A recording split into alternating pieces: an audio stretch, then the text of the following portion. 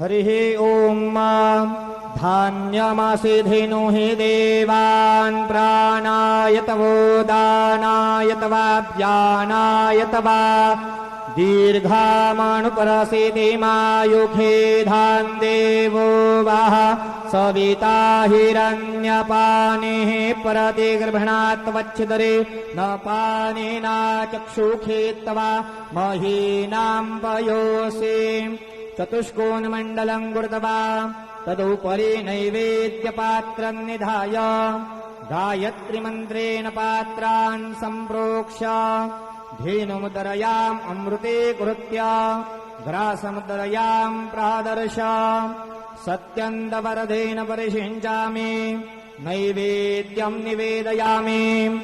ॐ प्राणाय स्वाहा ॐ अपानाय स्वाहा ॐ व्यानाय स्वाहा ॐ उदानाय स्वाहा ॐ समानाय स्वाहा ॐ ब्रह्मणे नमः।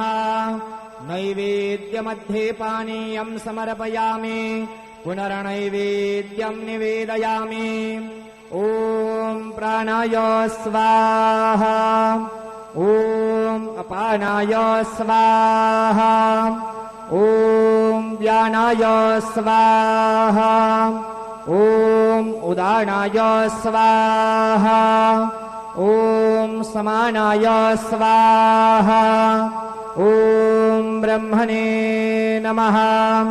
नैवेद्यं निवेदयामि हस्तप्रक्षालनं समर्पयामि मुखप्रक्षालनं समर्पयामि। सद्गुरु साईनाथ देवताभ्यो नमः। प्रार्थना पूर्वकं नमस्कारं करोमि तथा च मंगल आरार्तिक्य दीपं दर्शयामि।